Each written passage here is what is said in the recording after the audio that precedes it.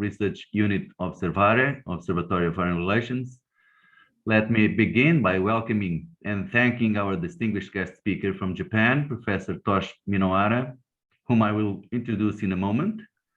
I'd like to thank Ambassador Ushio Shigeru, as well the other representatives of the Japanese Embassy in Lisbon for attending this session, and of course, welcome our students and all the participants in this conference. I give now the floor to the Ambassador Ushio Shigeru, then the Colonel Alberto Marinheiro on behalf of the National Defense Institute, and then I will introduce you Tosh Minohara. Okay? Mr. Ambassador? Thank you very much. Good morning, everyone. Honored to deliver some words at this seminar, the Indo-Pacific and the war in Ukraine, and very timing theme. I'd like to express my cordial appreciation for the realization of this important seminar and the timing rate. And I'm glad that we have the participation of Professor Toshi Minohara from Japan once again. For seminar participants, the title of the seminar might sound strange as two regions are far from each other. However, as we confront the serious challenges to the international order symbolized by Russian military aggression against Ukraine, the security of Europe and the Indo-Pacific region cannot be discussed separately. In fact, recently, the Russian Ministry of the Defense announced that it had trained the surface-to-air missile system S-300 deployed in the Northern Territory and naval exercises in the vicinity of the Japanese territory. In addition, some Russian politicians even stated that Hokkaido is a Russian-owned territory. Other elements, China continued to send vessels around the Senkaku Island, Japanese Kuroko Island, closely neighboring to Taiwan Island. And also this year, North Korea several times exercised the nuclear weapons, a part of which is considered as ICBM. And in this context, our Ministry of Foreign Affairs, Hayashi, attended the meeting of NATO Ministerials of Foreign Affairs on 7th of this month for the first time as a Ministry of Foreign Affairs of Japan, recognizing that now is the time to strengthen cooperation with NATO and like-minded countries who share fundamental values. The aggression by Russia is a serious act undermining the very foundation of the entire international order, and Japan has swiftly taken forcible sanctions against Russia, while at the same time providing emergency humanitarian assistance to Ukraine, reaching the total of $300 million and defense equipment in an unprecedented manner. I myself and Japan stand with the people of Ukraine. The Russian military aggression has revealed that the importance of maintaining the international order based on rule of law, especially international law. And the Japan family claims that the unilateral attempt to change the status quo by force and unacceptable regardless of which region they place, evidently including Asia-Pacific region. I'm certain that this conference with speakers from different countries contributed to deepen our understanding of this issue. I'd like to close my remarks wishing you the fruitful conference. Thank you very much. Thank you, Ambassador Ushio Shigeru. Your presence honors us, and we are very grateful. Thank you. Thank you. I now give the floor to the Colonel Alberto Marinheiro on behalf of the National Defense Institute, our partner in this advanced course on Asia-Pacific. Thank you, Professor Luis Tomé. Good morning, everybody. I want to welcome and thanks our conferences, Dr. Tosh Minohara, for joining us again for this important conference. I just want to welcome our students, our participants in this initiative, which is a partnership between Autonomous and National Defense Institute, which has almost a tradition. It's the third year that we keep this very fruitful partnership in these crazy times. As Professor Minohara said, I think this conference is even more important because geopolitics are normally a sustainment, the mobile for the action of the politics. So it's even more important to us to deep go into this subject. So with no more delays, I want to thank you everybody, and let's hear what Professor Tosh Minohara has to say us. Thank you very much. Thank you very much. Thank you, Colonel. I should say that, but please notice that this session is being recorded and that the recording will then be made available on the Observare and the National Defense Institute websites. This open class with Professor Tosh Minohara is associated with the Advanced Studies course on Asia-Pacific, promoted by Autonomous University of Lisbon and the National Defense Institute. And this special conference is also organized in partnership with the Research Institute of Indo-Pacific Affairs from Japan. Professor Tosh Minohara's open class is the first of three we are proud to present today under the general title Asia, Indo-Pacific and the War in Ukraine. Later at 1 p.m. Lisbon time, we'll have the lecture by Professor Mark Beeson from Australia, and at 6:30, also Lisbon time, the lecture with Professor Robert Sutter from the United States. But without waiting any longer, I'm now introducing Professor Tosh Minohara, to whom I once again thank the honor of being available to share his many insights and perspectives with us. Tosh Minohara is Professor of International Relations and Security Studies at the Graduate School of Law and Politics, Kobe University, where he holds a joint appointment with the Graduate School of International Cooperation Studies. He received his BA in International Relations from University of California, Davis, and his PhD in Political Science and Diplomatic History from Kobe University. He is the founder and chairman of the nonprofit organization Research Institute of Indo-Pacific Affairs, as well as the senior advisor to the consulting firm CREAB. In the past, he has held various visiting appointments with universities such as Harvard University, University of Iowa, University of Oxford, Leiden University, Stockholm University, Kuwait University, Seoul National University, Inya University, National Taipei University, Academia Sinica in Taiwan, and most recently, Mexico Autonomous Institute of Technology, ITAM, Yoshida Shigeru Chair.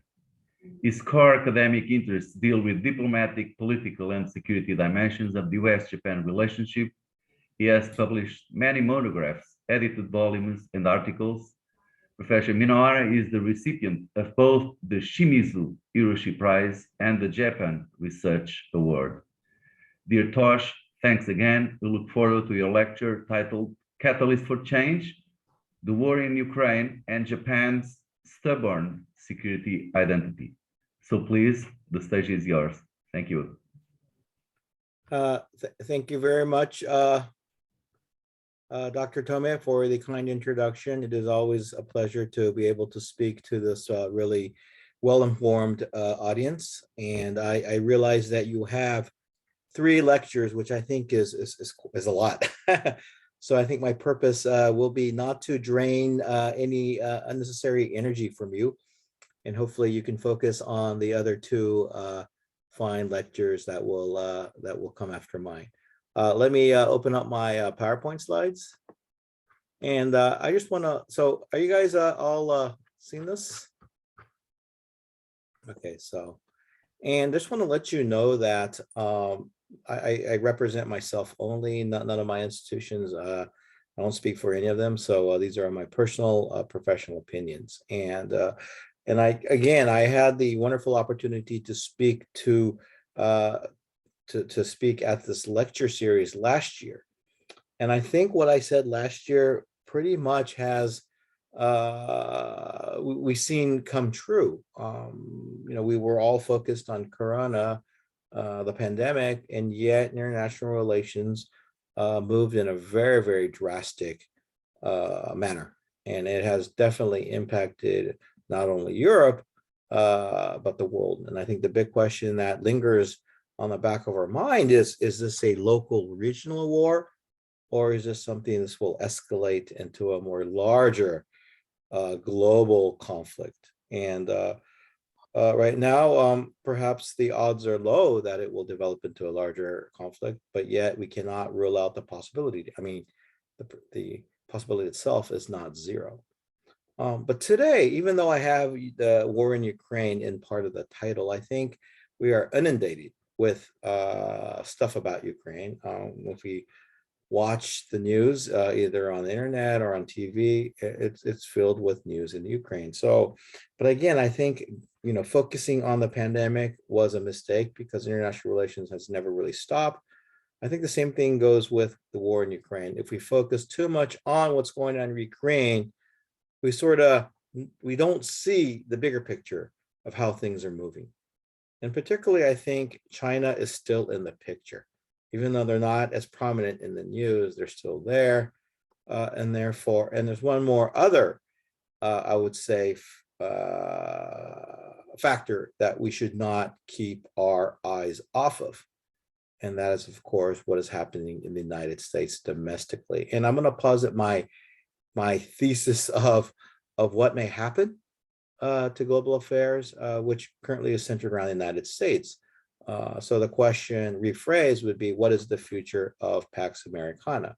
So let me go on to my next slide. Let's see, how can I do this? All right. Okay. So Sorry, Tosh, we are not seeing your PowerPoint. you're not seeing my PowerPoint? No. Oh my gosh. No. Which is kind of sad because Can you try to open it? I spent time. Oh, Okay. Does that work? Okay. Okay. Yeah. Okay. Maybe it was Russian interference. I don't know. Okay. So so now we have three players. We have, most in the past we were focusing on the Sino-US, rivalry, but now we have Russia, which is again a major player. It's a player that we need to take seriously because look at its actions. So with that in mind, so what's going to happen in the post-pandemic world? And I don't know if you still wear masks in Portugal. Japan being very, very cautious, we are, even though it's getting very hot and humid, we still have to wear masks. But I think it's fair enough to say we sort of see the exit at the end of the tunnel when it comes to the pandemic. We're all vaccinated and we're almost there. But what's beyond that? Is there a happiness? Is it sort of a nirvana where, yeah, the pandemic, the worst is behind us? I would sort of disagree. I think that international relations will get a lot more severe. Frictions will increase, and there's not going to be some utopia that is waiting for us. And why do I say this? And this goes to my original thesis that I was positing, is that we are now really focused on what's happening in Eastern Europe, especially Ukraine. We're also looking at Russia. China is on the mind of many, even though it's not as prominent. North Korea is definitely there. But I think we need to focus what will be happening in the United States. Because in America, that becomes increasingly divided will mean the world will be less stable, because America will no longer have the will to upkeep the Pax Americana. And what am I referring to? It's the political divide in the US that has been growing larger and larger since President Trump came to power. And I'm not going to get into the details, but there's the redistricting issue in the states. There's a suppression of voter rights. There's gun control. There's also the mask mandates. You got the battle over vaccination. It's funny because you have Governor DeSantis of Florida stating to Trump that he's not a true conservative because he got vaccinated. And so now it seems to be the measure of if you're a true conservative or not is whether you've been vaccinated or not. And of course, if you're not vaccinated is what makes you a true conservative. So, it's a very, very interesting country if you look at it from my perspective. And the latest thing is abortion, which ironically, Portugal is a Catholic nation, but yet I don't believe that abortion is a major political issue. But in the United States, is a very, very divisive issue. And as you know, either in June or July, the Supreme Court of the United States, which SCOTUS, will be giving out a decision. And this has a possibility of further tearing the nation apart. And this is something that's very hard to understand if you're not American, because people think abortion, isn't that the right of a woman? But maybe conservatives will say no, it's life is given by God. It's God's decision. So incest, rape, it doesn't matter. You, as a mother, you do not have the right to abort a fetus. Now, if the SCOTUS decision, and of course, the SCOTUS now was 6-3 in favor of conservatives, if they go ahead and turn down the landmark case of Roe v. Wade, this could possibly be the slavery issue of the 21st century. It harks back to when slavery was the issue that really tore apart the country. So the United States that's tearing itself apart is a weak America. And this creates a lot of opportunities for other challengers. So I think it's important that we keep our eyes on what happens in the United States domestically. Now, when we look at Biden's foreign policy, I would argue that it's essentially a continuation of America first. And of course, that it's Trump's policy, but he doesn't use this term. But his instincts are to look inwards. And any external, and of course, he's a non-interventionist along with his Secretary of State Blinken. And we know this because when he was Vice President under Obama, he really wasn't happy with the surge in Iraq or Afghanistan. Any external battles that he wants to fight was with climate change and COVID. And it's interesting how the war in Ukraine has really changed his priorities in this regard. But we see his reluctance to get involved in what's happening in Ukraine from his early statements that there will be no ground troops sent to Ukraine, which to me was kind of interesting, because why would you want to convey that to your foe? You should keep them off balance, let them keep guessing of your actions. But he was very clear that the United States will not get involved in that matter, which I think really, from Putin's perspective, was interpreted as a sign of American weakness. And but putting Ukraine aside, I think climate change and COVID are still issues that are important. But these are issues that require the cooperation of China. And so, in regards to Sino-US relations, it's definitely not in Biden's mandate to increase tension. So I sort of call him the kumbaya president. Let's all get along kind of deal. Another facet to remember is the midterms are coming up, and if things go as progressed, it could be a bloodbath for the Democrats. I mean, it could be a slaughterhouse. I actually see one way out of this, and this is to escalate the war in Ukraine into a major war, because there's a good chance that the United States electorate would not opt for a massive change in government during a major conflict. But again, this is something that Biden perhaps will not. Biden is a type of person who will not escalate or use the war as a tool to further his political gains domestically. So if things go as progress, midterms look very, very bad for the Democrats. And therefore, that means that he cannot escalate a trade war with China. He needs the Midwest. The next presidential elections will most likely hinge on how the Midwest votes. These are where the swing states are. And the farmers are feeling the pain. They're feeling the pain from the pandemic. They're feeling the pain from this war. Things are not good. And these companies rely on China for both markets and productions. And therefore, there's pushback from the business sector as well. So, Biden, so I think it's in Biden's interest, or at least he perceives it to be his interest, to cooperate with China on issues where he can. So, and this is interesting because now you have Russia and China are chumming up. I mean, can you split the two? And I think Biden thinks that he can have one policy towards Russia, another policy towards China. I think actually that's very, very difficult because both are challengers to the Pax. And as challengers, there's really no incentive to cooperate with the United States. Now, the clear game changer to the pre-existing calculus is Putin's Russia. And I've always believed that Putin has a grand strategy. I mean, as a very powerful dictator who's been in power for 2 decades, I mean, you don't remain in power without having some kind of grand strategy. And now he believes, and I believe he believes that now is the opportunity because America is no longer the America that it once was, that he is interpreting all these signaling from the United States, January 6th last year being one, that America is no longer the country that it used to be. And so, he believes that this is an opportunity for him to bring about decisive change in the status quo through the use of military force. However you term it, okay, special military operations. I mean, it's war. He's reverted to war to get what he wants. But to break the impasse, and right now there is an impasse. Russia is not doing as well as they seemed, as they initially had hoped for.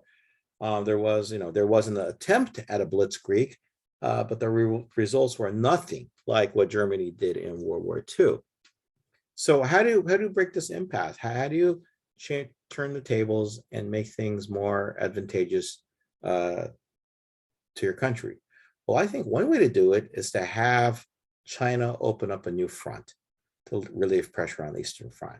If it's World War I, you could refer to the Zimmerman telegram when Germany asked Mexico to open up a new front, or you could revert to World War II, in which Germany and said Japan here join the fight, and eventually Japan did.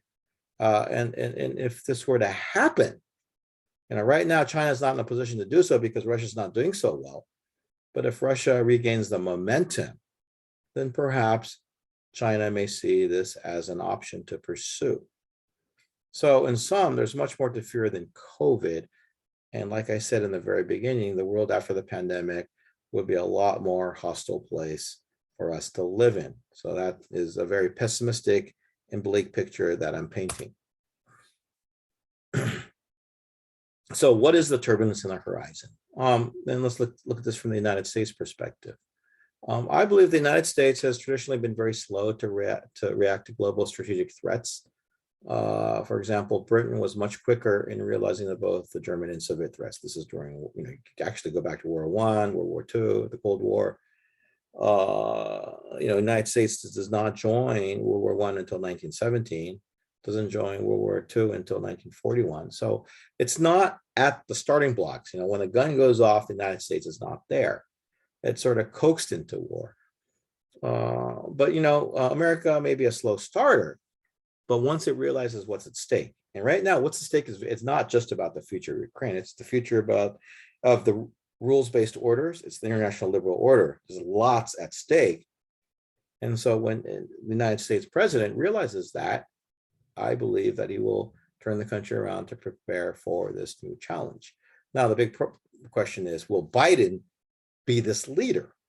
He's 78, going on 80. You can see that he's no longer as strong as he once was. But will he be this FDR / Truman-like leader? In this case, will he, the Russian threat is apparent, it's real, but will he also be able to realize the true nature of the Chinese threat? I think Russia has really changed Biden's, not only his priorities, but his foreign policy itself. And you see how the United States is slowly escalating. And initially it was javelins and small arms munitions. Now it's going into tanks, helicopters, and 155 millimeter howitzers. And initially it was 18 howitzers. Last time I checked, it was 90 howitzers. These are things that are just reported in the media. Who knows what else goes unreported. So the United States is slowly but surely getting more involved in this conflict, which begs the question: when will Putin say enough is enough? And this is where I sort of bring out my historian cap. To really paint a very simple picture of how World War II, or the war in the Pacific, became the war in the Pacific, well, you have to revert back to the Sino-Japanese War. In the Sino-Japanese War, it's like Japan, it's like sort of like Russia invaded Ukraine, Japan's invading China proper. But the Chinese, and I'm going to talk about the Chinese, I'm talking about the nationalist government. Chiang Kai-shek is not giving up. Why isn't Chiang Kai-shek giving up? Well, it's because the British and the Americans are supplying arms to the Chinese military, and very good arms at that. And not only that, the United States has an all-volunteer air force called the Flying Tigers. These are well-seasoned pilots that are flying in Chinese uniforms. So talk about, this undeclared war. I mean, the United States was knee-deep for sure. So what does the Japanese decision-making, the leaders do? Well, they say, well, we need to end this war by cutting off the supply lines to Chiang Kai-shek. And in that, they make that big leap where they decide declaring war on Britain and the United States will end the war in China, which to me is still not very rational, but it shows you how frustrated they were with the supply lines. Same thing could apply to what's happening in Ukraine. Putin will say, well, the reason why Zelensky is always on TV, and speaking is because the Americans are allowing that to happen. So let's end that. So, the stakes could increase, the war can escalate very quickly. Now, going back to United policy, American policy towards China, it's a mixed bag. And I call it the 3 C's. You got cooperation in there, throw in a little competition, and then you got confrontation. And it's all rolled into one, so that's a messy bag. But it seems to me that the wheels of climate change seem to have the most torque, and at least it did until the Ukraine situation. And what's going to happen in the near future? Well, I think instability will increasingly reign in on the global order. And when that happens, it is, I think the likelihood of stumbling into a major conflict will increase. And especially if the Chinese underestimate American resolve and capabilities. Now, one of the things that this is like something that I always remind people in Asia is we use the word Cold War too easily. All right. Right now, the rivalry between the United States and China is referred to as the new Cold War. And I'm thinking that's a very Anglo-European concept, because the Cold War was actually hot in Asia. And so don't have this false sense of security that a Cold War is safe. You had the Korean War, you had the Vietnam War, you had all these proxy wars in Asia. So there is a chance that there could be a localized regional conflict that becomes hot. And North Korea comes to mind, but most likely it will be Taiwan. The fate of Taiwan is unresolved. So it's something that, again, we need to follow. Now, if you will allow me to give a little aside, I think this is really, really funny. It's like, this is real, but it's also very funny. And that is when Russia named the 4 hostile enemy countries in Asia, it's Japan, South Korea, Singapore, and Taiwan. Okay, and so it really shows you the state of Asia, how a lot of Asian countries do not share values with the Europeans because we only have 4 countries that are willing to stand up to Russia. That's not a good sign. It doesn't make Asia look very, very developed. But anyways, so when Russia wanted to list China, list Taiwan. How do you list Taiwan as an enemy when China is your friend, right?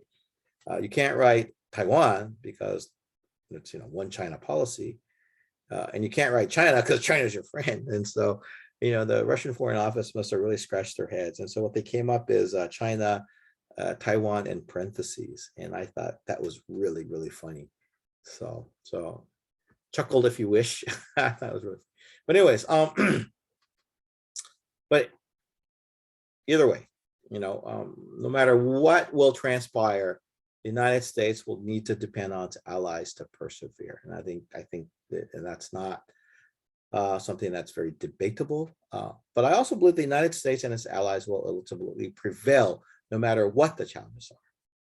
And and I told you about how I'm worried about what will happen in the United States domestically, but it could be, ironically, the presence of China, a very dangerous and hostile China, which can heal or at least alleviate America's division and make it stronger. When you have a common external enemy, America tends to come together. And we shouldn't forget that America's, in a way, America's own enemy. It consumes itself when there's no external rival or foe. So in the sense, perhaps the presence of countries such as China and Russia can be welcome if there's any positive to this, all this negativity that we're seeing. Okay, so let's go to the next slide.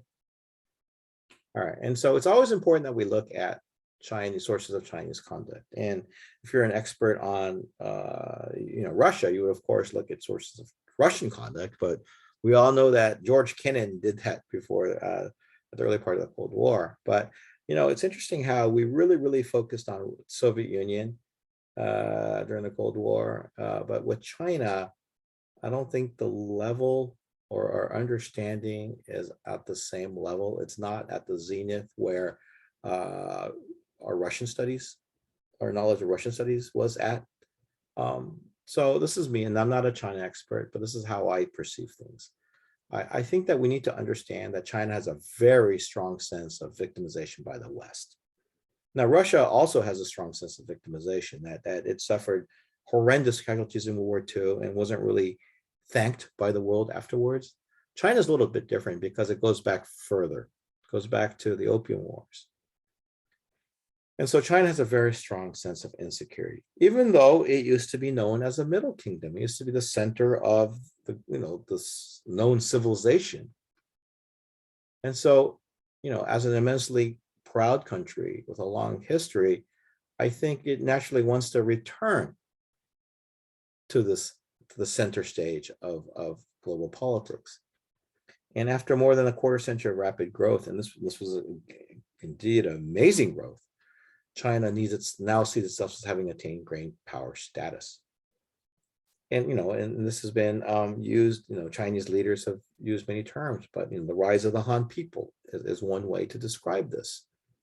Now, there are many ways to define a great power, but I think the great power, in the truest sense, becomes a great power when it establishes the global norm. So the British, during the Pax Britannica, they set their rules. One of the things that they did is to abolish the slave trade. It was very profitable, but yet the British all of a sudden thought it wasn't morally correct. And it was able to enforce that because of its naval power. These other countries objected, but in front of the mighty British power, naval power, what could you do? The United States itself, and Pax Americana, said it was democracy, it was free trade, human rights. These are all American values, and and not all countries felt that way, but they had to go along. So if you have become a great power, then you sort of want to become a driver of world order. In China, and so therefore, I think China's goal is to redefine global norms in a way which will help it to expand its national interest, which I think is completely logical. And therefore, even though I don't condone what China's doing, I definitely understand why China's doing what it's doing. And if I were Chinese, I'd be darn proud of what country has achieved and where we're headed. And so I think we need to really understand things from their perspective. They're acting in the way that they're acting for a reason. And it's just interesting because the Chinese used to say peaceful rise. That don't worry, we're peaceful. China has never invaded anybody. And of course, when you say, well, you invaded Tibet, you invaded so-and-so, and they say, oh, that's part of China, so that's not really an invasion, right? That was their argument. But no Chinese currently refers to peaceful rise. You know, but you have to keep in mind, I have never seen a major power rise peacefully just because of its size and its influence upon the global order. When something as it's like when you have something emerging, when you drop something very huge in the tub, water is displaced. I think it's the same thing. China, this big mass dropped into the world, this bucket of water, people have to adjust. And that is what we're seeing. And the Chinese, up until recently, right now, Shanghai is having a lot of problems with COVID, but up until that point, so early this year, the Chinese had the strong sense of superiority. They thought the West was weak, that the pandemic was really showed the weakness of democracy, and the Chinese system was superior. And the Chinese people echoed this sentiment very widely. And right now, with Russia in the wings, Russia doing what it's doing, it may perceive this opportunity to be the prime moment to alter the status quo. Because after all, as a challenger to the global order, you only succeed by revising the status quo. And I believe that China wants to establish a sphere of influence in Asia. I don't believe it's after a Pax Seneca, at least not at this stage, but it's more about creating its own sphere of influence in which the United States won't meddle in. And things, despite the pandemic, despite the slowing growth rate, economic growth rate, the United States, China will certainly surpass the United States in several key economic indices in a few years' time. But we need to keep in mind that China is also a peaking power. And I believe I don't need to get into the details, but look at the demographics in China. It's a rapidly aging society. It's not like the United States where it brings in all these young immigrants. And so, you know what that means? It means that we need to not forget about the concept of time. Is time on the side of China? I would argue that it is not. And therefore, the more it takes its time and goes slow, the worse position that it will find itself in. And therefore, the time to act, I write now here, but perhaps I should rephrase, the time to act is sooner rather than later. And another factor to consider, we have another, Xi Jinping is a dictator.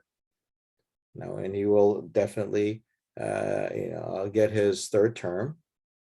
And he's a man, like all dictators, with an enormous ambition. And I believe that Xi Jinping wants to surpass Mao. In order to surpass Mao, he has to take Taiwan.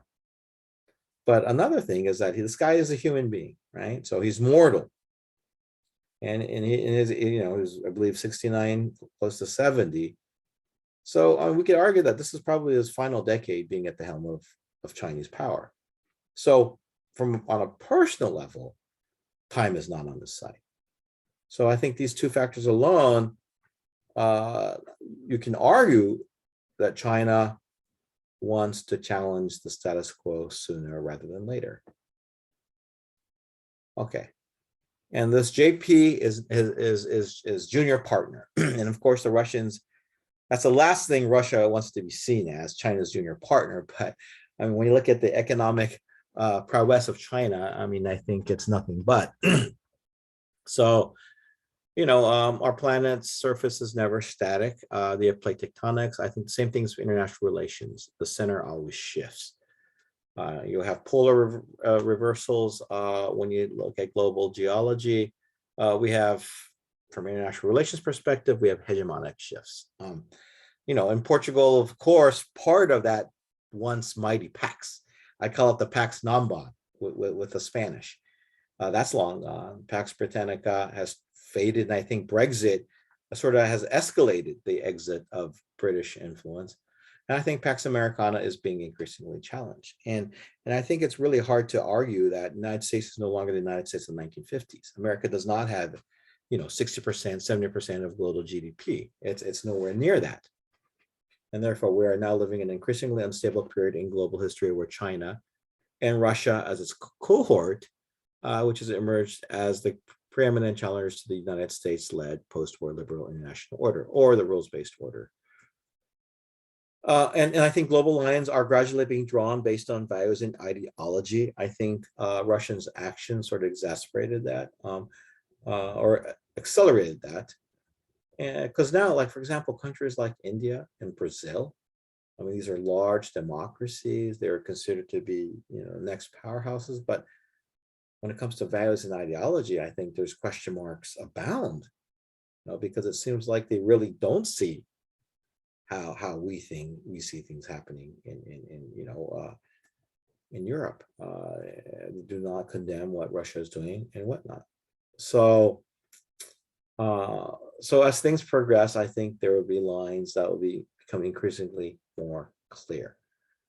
I believe that as Biden applies more pressure on Moscow by supporting Ukraine, China and Russia will surely move to better align their interests. And again, this goes back to the 1930s. I mean, I see the emergence of a 21st century tripartite pact. And in this way, I think 1930s really becomes a useful compass in which to guide us to see where we're headed. Mind you, Germany and Japan were never really friends, right? They were enemies in World War I. During the Sino-Japanese War, at least initially, the Germans were supplying the Chinese with arms, or even before the Sino-Japanese War, so they weren't really buddies, but with the United States as the main antagonist, these two countries thought it made sense to set aside their differences and come together. So something similar may happen. For a long time, I would say that Europe has remained aloof to this challenge, but the winds have now dramatically shifted. So maybe we do have to thank Putin for that. I mean, Germany has really had a volte-face, not just towards China, but it's forced to change its policy towards Russia. Many European countries are similarly so. Portugal, probably less so because of where you are located geographically. You are very, very much insulated from the not so friendly powers. So if you shared a common border with Russia, I think your instincts would be quite different. Initially, Japan did react to the threat from China in the 2010s, but Japan was not yet. This is not even plain. Japan initially was the hardball player. The world was not with it. The Europeans are very cool to the idea of playing hardball with China. Japan backed off. And now I think the Europeans have sort of passed Japan because Japan is seeking rapprochement with Beijing. And its foreign policy is about not alienating China, and it sees itself as because Japan's economy is so interlinked with China that you could say that China has an extremely strong leverage over Japan. And Russia also does to a lesser extent because of the energy. Japan has invested heavily in Gazprom 1 and Gazprom 2. We'll see what will happen there. And this is something because I know there are some, I guess, advanced graduate students. So this is just I'm not going to spend much time on this. I see three types of hegemonic shifts, or what I call international relation tectonics. You got the outright challenge, as illustrated by the tripartite pact in the 1930s. You got the hand-in-hand, which you seldom see in global history. That's when the outgoing power and the incoming power share values, so they actually work together. And this is from 1917 to 1945. The Anglo-US worked together. 1945, August, World War II ends. The United States makes sure that the Britain loses its colonies, that it will no longer be the empire.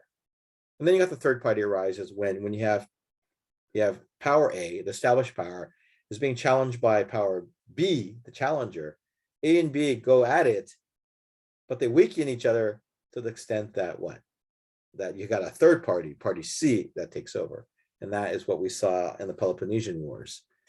Now, in this case of China, the United States being the Pax, China being the challenger, you're not going to have a third party rise. That's not going to happen. You're not going to have Russia coming and all of a sudden saying, okay, we're going to whack China, whack the United States. That's not going to happen. Hand in hand is not going to happen because the two countries, the United States and China, do not share interests or values. And then outright challenge. So that means outright challenge becomes the only hegemonic type that remains. And either this challenge is successful or it fails, like in the case that we saw in the 1930s. Now, taking the outright challenge, I think there's 3 levels to this. The rivalry, and this is historically been true for all these hegemonic shifts. First, you have competition over trade. So from Pax Non-Bond to Pax Britannica, there was the British and Spanish rivalry over trade. And once you dominate the trade, you get in all the cash, the money, you invest that into technology. In the British case, it was steam technology. It was cutting edge. That also improves your military. Because this wealth generates so much that you can invest in many, many areas. So you become stronger and stronger. And once you've reached a certain point that you're so strong, then what do? Well, you go after the geopolitical dominance. Now, from trade dominance, technology dominance, geopolitical dominance. Now, when in the Sino-US case, we already see the trade rivalry. That play has played out, in front of our view. The technology competition is real, AI, 5G, whatnot, right? So what remains is the geopolitical competition. So even though, we're sort of really focused on what's happening in Ukraine, this is still happening out between China and the United States. It may not be front and center, but it's definitely there. And here, to conserve time, I'm not gonna go into detail. I just want to say one thing is that unmistakably, the United States will need to increasingly depend on its allies, which is NATO, Japan, and Australia, in order to persevere, because China is a formidable foe. And Japan at one point was called the Prussia of the East, which I think is kind of funny now, because when Germany initially said it was going to give out 5,000 bulletproof vests, and the world mocked Germany, I thought, well, Japan's doing less, so maybe Japan should be called Germany of the East now, and it's sort of like an inside joke. But in the pre-war period, Japan was seen as a challenger in the East. And now I think China is becoming perhaps the Third Reich of the East. It definitely has all the qualities, all the potential to really upend the values that we hold so dear. Okay, so I'm not going to make the historical comparison part. I'm going to skip, conserve time, because we're almost at 8 o'clock my time. Okay, and then Quo Vadis Japan. So this relates to those of you who are interested in Japan. And I hope that this is going to be a little bit negative, but I don't want to dissuade anybody to study, to come and study in Japan. I welcome you with open arms to study with me at Kobe University. My former student is here in attendance, so perhaps you could follow in our footsteps and be the second Portuguese or second European. Actually, I've had a lot of Europeans, so it has to be the second Portuguese, but to come and study with me. Okay, so Japan is still the 3rd largest economy. It's hard to believe when you're in Japan. The yen has tanked. My salary has probably not increased in 20 years. I mean, things are really bad. And so, I mean, what is there to really look up to when you're in Japan? Well, one thing is probably the safety. I mean, it's a very, very safe nation.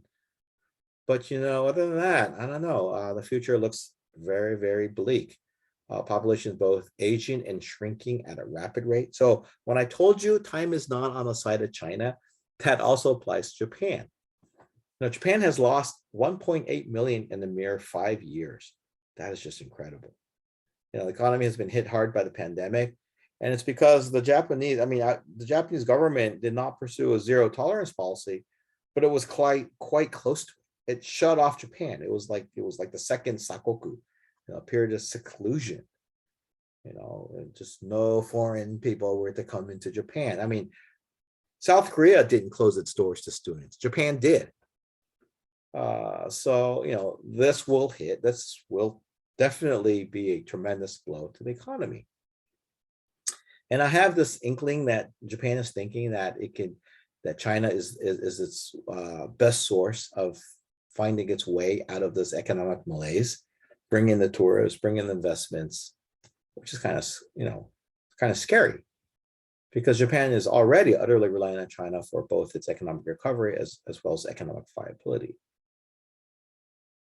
But Japan is in a very interesting place, and this is so unlike Portugal because it's relying on China for its economic success, but it's relying on the United States for its national security. So can you imagine Japan is being pulled by both? I mean, both are important, right? You got to have both. But what do you do? And I think so far, the Japanese national answer to this problem is to place itself in the middle. I call it, from RCEP and Quad. You got the free trade with China. Of course, a lot of government people say, "Oh, RCEP is with Southeast Asia," but no, it's like 90% China is what it is when you look at the numbers. And Quad. But how can you place yourself in the middle? I mean, is this a solution? Is my question, especially with what's happening in Europe. Can this be sustained? And my answer is no, it's not sustainable, and it's definitely not a solution. And right now, this is possible because the United States, Biden is not really taking a hard stance on China. But if a future United States president does, Japan will be forced to choose a side.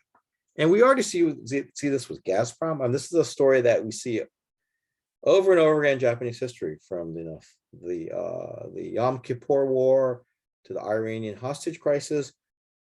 When Japan is faced with a position in which it needs to secure its energy lifeline, and then you got the U.S.-Japan alliance on the other, it initially goes after the energy lifeline. But then when the United States gets serious and stomps its feet, Japan says, okay, I'm going to let go of that.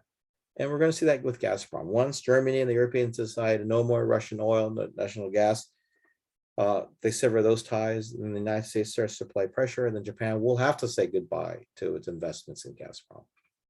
So Japan is a like-minded nation, along with the European brethren, but it's one tempo behind because it takes this wait-and-see attitude before choosing a side, right?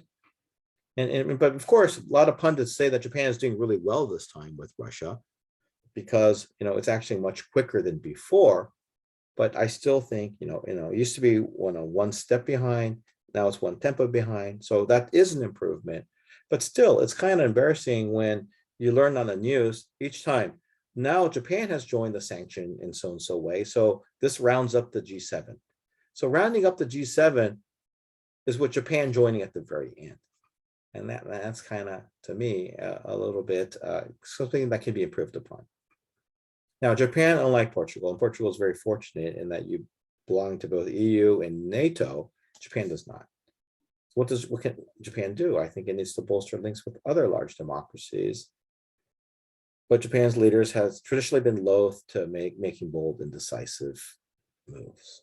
But the question is, which large democracies? In the past, I would have said, well, India has lots of potential. Again, I'm not really sure where India is headed. India seems to be more concerned just about itself. It's not about this. It doesn't have this Benjamin Franklin kind of awakening where it realizes enlightened self-interest, right? It's just a very narrow self-interest that India has. Okay, so and how Japan needs to respond. So ideally, Japan ROK-US alliance is most ideal. Korea just had an election, but the Korean Congress is still controlled by the opposition party, so it's not going to be very easy.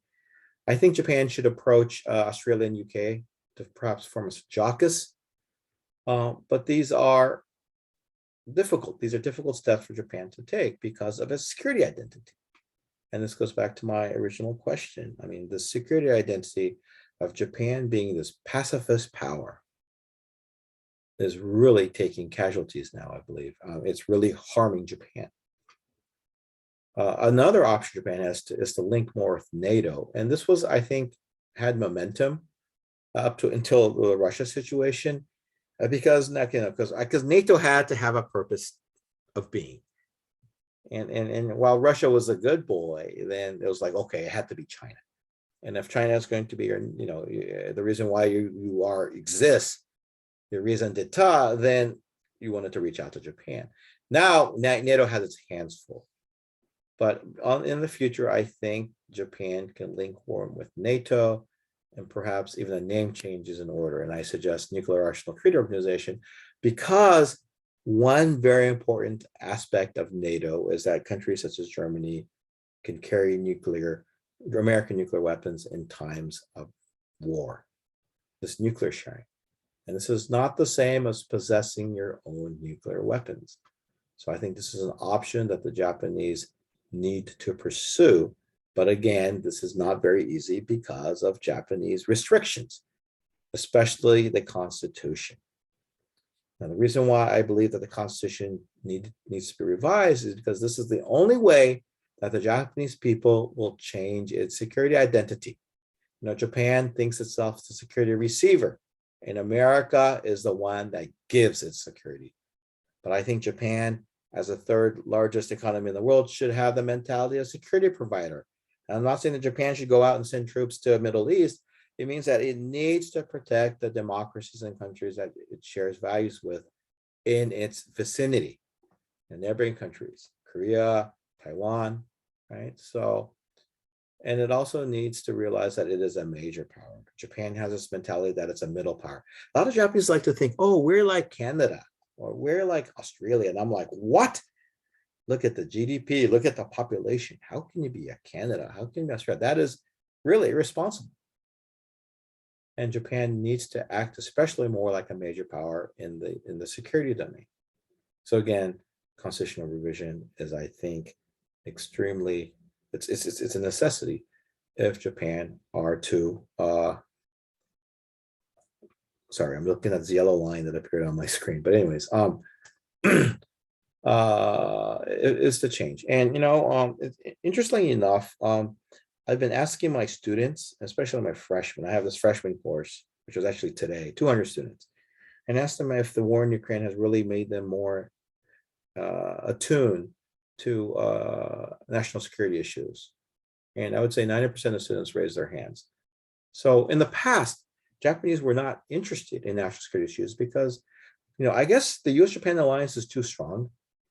And because it's just so perfect, you don't need to follow it.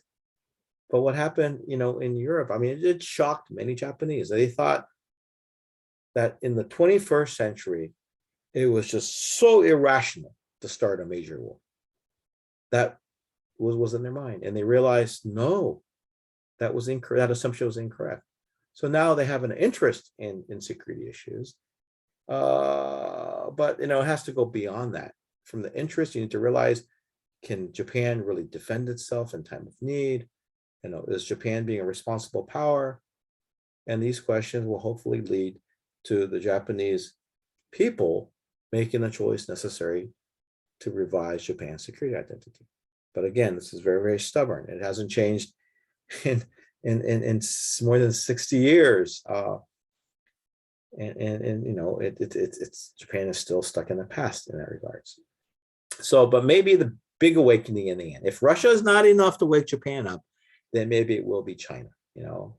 So in that, you know, in that regards, China taking a decisive action towards, for example, Taiwan will alleviate the divisions in the United States and also force Japan to revise its security identity. So it could be a good thing, you know. This is, of course, I'm being sarcastic also, but it could be one path for Japan to change. All right, so okay. Okay, so you know, so this I'm gonna skip because it's pretty much what I said before, with a little bit more detail. But I don't want to bore you. And so this is my final slide. So you know, are we at a precipice of a Churchillian moment? You know, and you know, I'm really looking back upon Churchill's leadership skills, which in a way I think Zelensky has. You know, he's in Kyiv, he's motivating his people, he's there in for the long fight, you know, and you know, it's very admirable as a leader. And I wonder if a Japanese leader has that, if, you know, Japan was in a similar situation, if he or she could play that role. But, you know, Churchill did. And of course, Churchill was far from a perfect human being, but he knew what the threats were. He knew very early on, when a lot of British nobles thought Hitler was a cool guy, he realized the potential threat that Hitler could pose, and he wanted to act upon that. He really mobilized his country into action. And Churchill struggled with a problem that we still struggle to this day, and that is democracies are slow to react to crises. And if you act quicker, it's like removing the cancer by aggressive surgery early. It hurts the body, but you save the life. But I think democracies are aware, okay, no, let's use herbal medicine, let's don't do invasive surgery, let's wait. But in the end, they get the cancer out, but it's a much, much larger surgery. I think that's what happens. So I think with Russia and perhaps in the future with China, I mean, we're going to wait it out for a little bit, let it go, and then as things get really, really bad, is when we are forced into action. Okay, so I don't have a crystal ball. I don't know how this war in Russia will transpire. But it seems to be, and again, I don't want it to be offensive, but to be very, very realistic, I think that Russia will win this war as long as it does not get the United States involved. Again, it's like World War II and World War II. These two wars, if the United States did not act, the outcome could have been very, very different, and we all know this. So firstly, if Ukraine is able to bring the United States into this conflict, then I think it's game over. But it's going to be, a very, very messy game with lots of casualties. But I think that is where we're headed. But unfortunately, when you look at, does a Churchill exist on a global stage among the major powers, major democratic powers? Is Biden the Churchill? I don't think so. There's lots of Chamberlains, but I don't see any Churchill. And maybe 2024 is the big year. Who knows? Who knows that if this war will continue for 2 years, it could.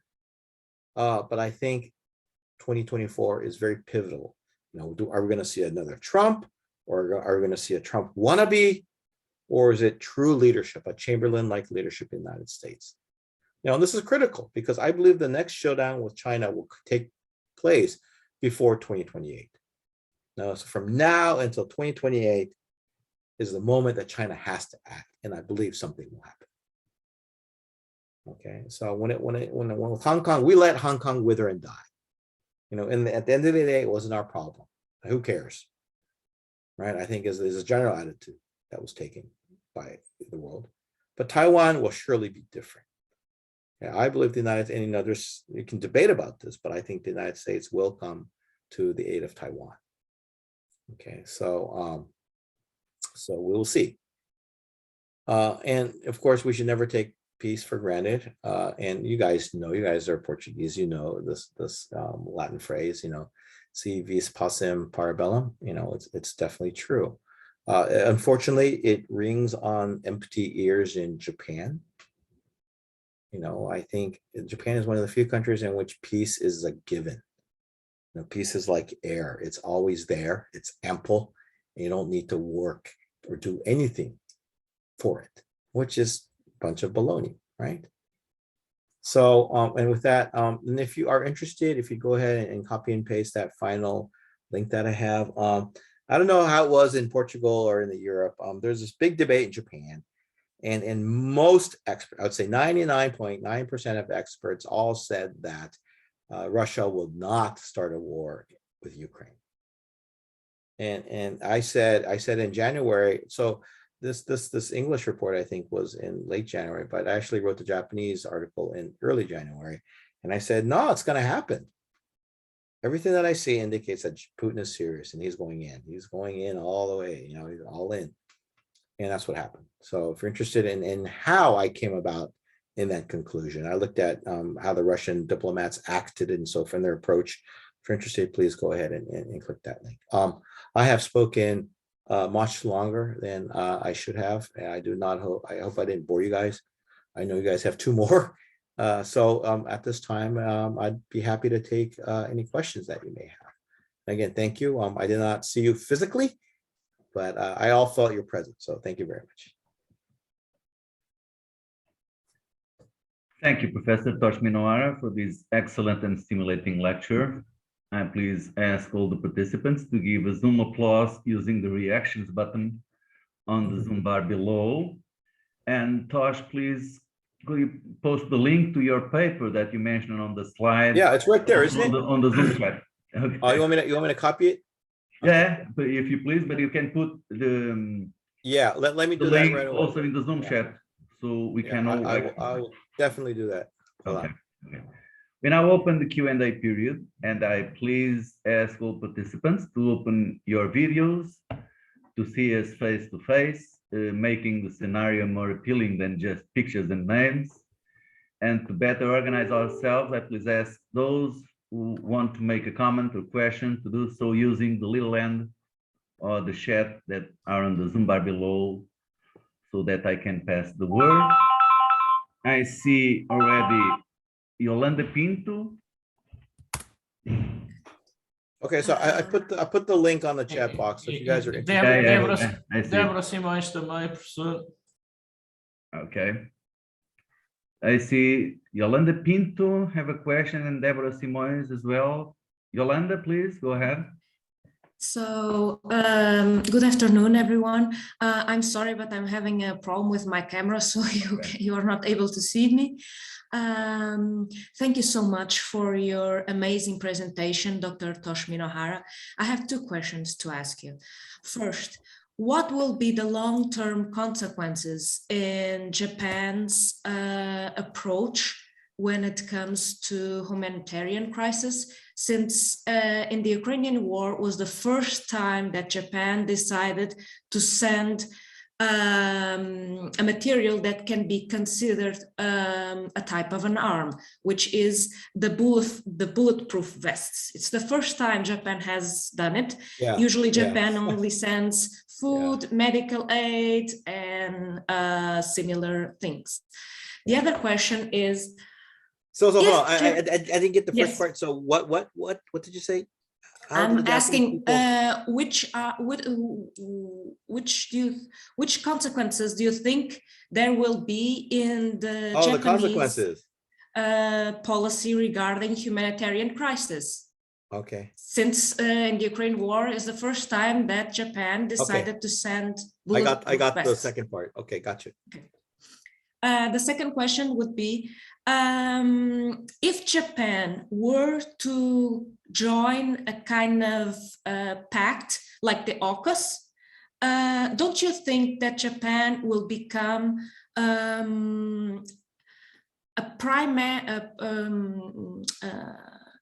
target, a first strike target? Okay. When it comes to nuclear weapons? Because I don't think that nowadays Japan is, let's say, in the range of the first targets or the first places to be targeted by a nuclear weapon. So if Japan were to join that kind of pact, don't you think that would be a major risk for Japan, since Japan would become Yeah. May I respond to those questions? Yeah, and Sure. then we have another one. Okay, sure. Go ahead, Well, I Tosh. think your second question is based on either a false premise or perhaps a lack of understanding of Japan's security situation. And that is the United States. So the US-Japan Security Treaty also has an element in which the United States is bound to protect Japan by the use of nuclear weapons. So Japan is part of the American nuclear umbrella.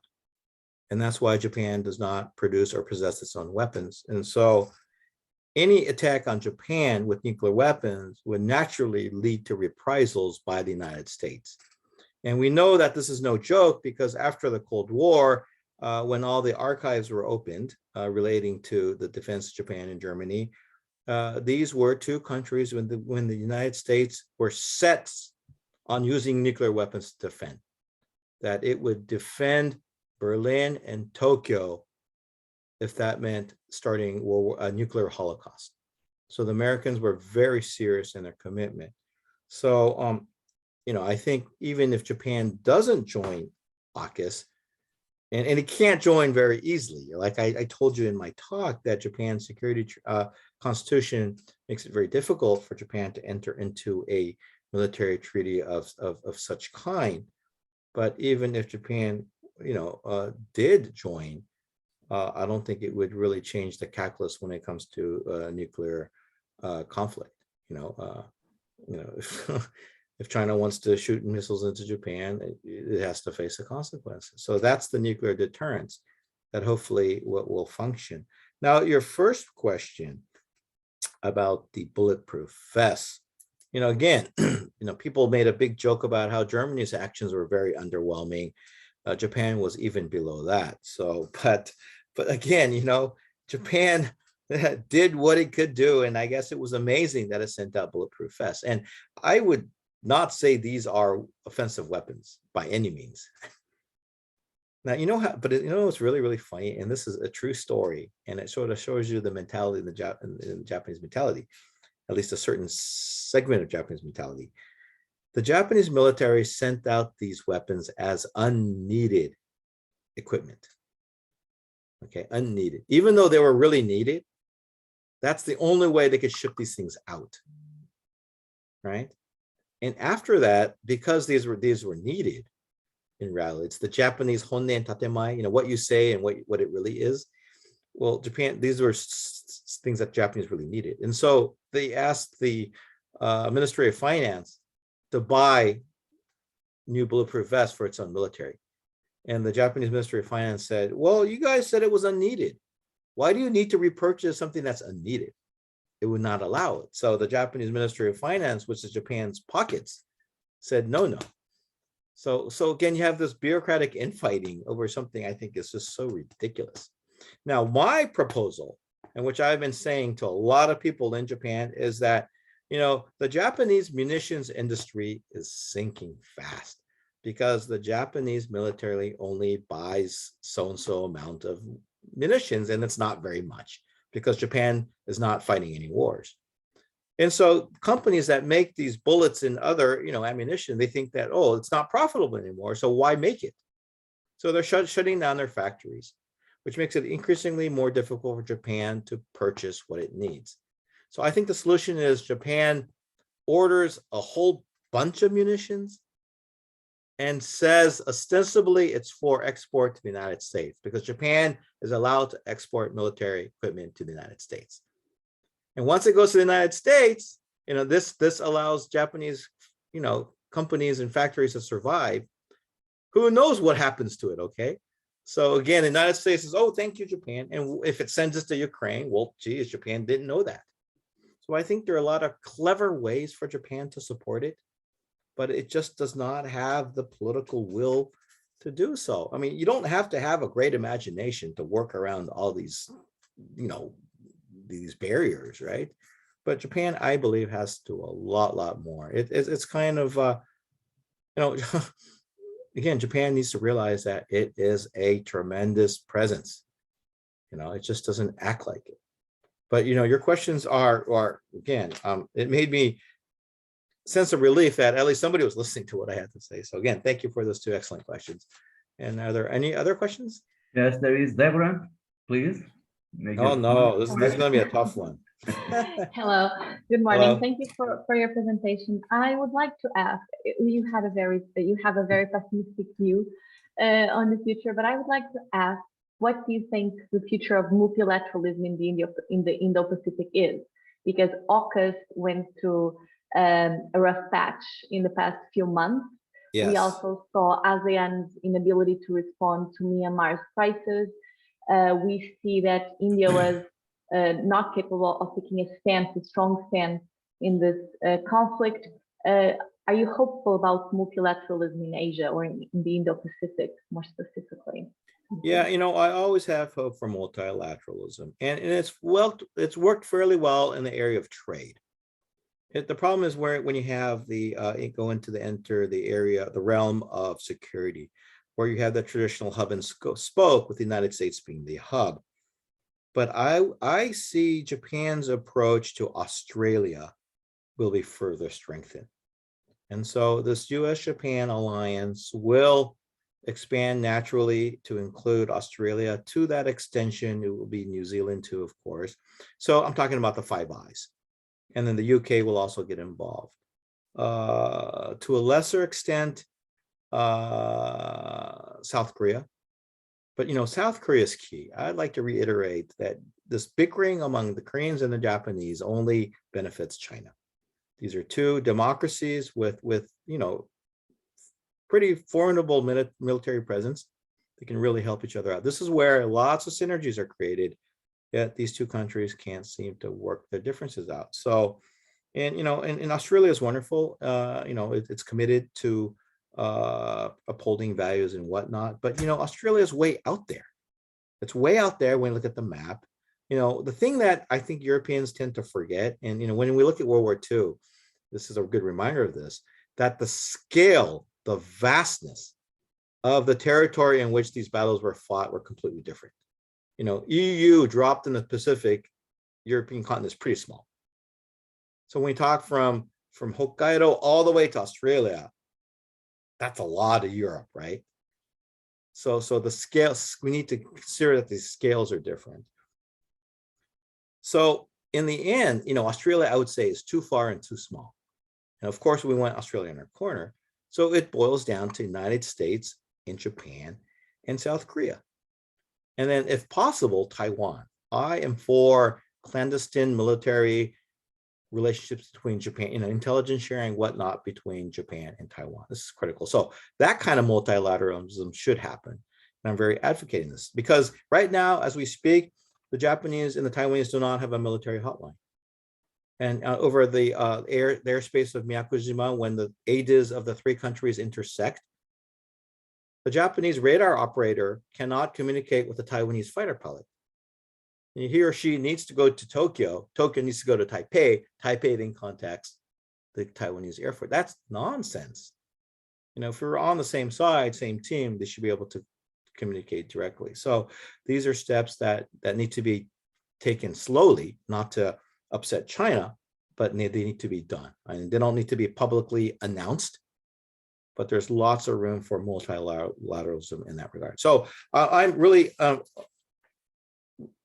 sort of upbeat about how the change in government in Korea could really improve relations. But, the key is, and so if I were to have my own dream world, it would be the US, Japan, ROK alliance. This would be the key and cornerstone to stability. It'd be sort of like the NATO of Asia, but we still have a long way to go. But again, Deborah, thank you for your question. And do you think the EU can play a relevant role in the area? I think EU should play a role, but it seems like EU has its hands full. EU has a lot of problems, right? I mean, when you have, how many was it, 27 countries? Last time I counted. That's a lot of countries. Multilateralism gets kind of messy when you have too many bodies. So yeah, that's something that we need to think about. But we share values with the Europeans for sure, so that counts. Another big question is the UN Security Council. I think the UN Security Council has really shown itself as being really ineffective. It's a relic of World War II. It's the winners of the World War II, but now we're in 2022.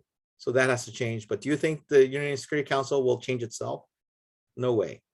So we need another mechanism that will really function. And and if I say G7, I think a lot of Portuguese will say, G7, we're not in that, so that's no fun. But G7 or D10 or whatever, there has to be another framework which can function like the Security Council and which we share values. So in that sense, I don't think the Security Council is something we can better future on. But Deborah, do you have a more optimistic view of the future than I do? Not currently, no. Oh, you don't? Okay. Oh, darn, that's too bad. I don't want to be the, I'd rather be the only pessimist, and then I'd rather have all you guys be optimists. So, all right. So, should we take a final question? Yeah, I see no more hands, but I have questions of my own, if you allow me, Tosh. Yeah, of course. When we were talking about the political polarization in the United States, and the vision of the Biden administration, he mentioned that the game changer in the pre-existing calculus is Putin's Russia. Yeah. And he also mentioned that the putative Second Cold War is actually hot in Asia Pacific. Yeah, yeah. Do you really think that the Russian invasion of Ukraine was in fact fully articulated with China? Last year we saw simultaneous spring and autumn pressure from Russia on Ukraine and China on Taiwan. And Putin went to Beijing for the opening of the Beijing Winter Olympics. Yeah, yeah, yeah. With Xi Jinping. So if this articulation really exists and the Russian invasion of Ukraine was in line with China, could we have a Chinese invasion of Taiwan next in the near future? Okay. My second question is, Yeah. Japan has imposed sanctions on Russia alongside with US, UK, and the European Union. And in retaliation, Moscow has suspended negotiations on the dispute over the South Kuril Islands or Northern Territories and an Yeah. eventual peace treaty that has not existed Yeah, since yeah. World War II. Yeah. What other implications might there be for relations between Tokyo and Moscow? And on the other hand, what implications could China's support of Russia have for Japan? And also the ambiguous neutrality of India, a strategic partner of Japan at the bilateral level and in the Quad, about the Russian invasion of Ukraine. Finally, you said time is not on the side of China. I'm quoting you. Time is not on the side of China. Yes. Why is that? And if time is not on China's side, why then do you also say that the time is for the West to act now? If I think time is not on the I side. don't think I said I think time to act now is for China. I was referring to China. Ah, okay. Sorry. Yeah. I So misunderstood. you misunderstood me there. Okay. Okay. Yeah, okay. So that's a whole bunch of questions. Let me try to be as concise as I can while conserving time. So the Russia-Japan angle, I think Abe was very gullible when Putin said, we'll consider returning the islands. And, of course, he never had the intent on doing so. And it's because he has nothing to gain from doing this. I mean, Russia is a country that is not known for returning land that it has taken. The only exception was with China. So Russia saying, okay, the neutrality treaty is, the peace treaty is off the tables now, and so. Well, to me, it's like, well, geez, what's new? I mean, what's the big deal here? It was never really on the table. You just pretended it was, right? So I think there's nothing Japan has to lose. And to be really, really brutally honest with you, I mean, the Russians are not going to return these islands unless there's a major war and Russia collapses, right? And that's the only way these territories will be transferred back to Japan. Russia is not a benevolent power. And again, it's just, that's how it is. So, you got to face it. I mean, they're not coming back, and they never will. But at the same time, it's really interesting. The Russians did negotiate the treaty, the annual, I wouldn't say treaty, the annual agreement on Japanese fishing rights in the Russian waters near the Kuriles. And this was, I thought, interesting because I thought Russia would play bad boy and say, okay, Japan, you can no longer fish in our waters. But they agreed to, and Japan agreed to pay X amount of money, which was pretty similar to last year. The Russians, of course, took their time in doing this, so it shortened the fishing season. But the important thing is that the Russians did not kick the deal. So that got me thinking, it's like, well, maybe the Russians are hungry for cash any way that they can. The Americans and the Europeans are being really, really certain that no hard currency goes to Russia. Then maybe they're seeing Japan as the weak link among this, and that they could actually get hard currency from Japan. And Japan is one of those few countries that may actually agree to pay in rubles. Who knows? So that's really interesting.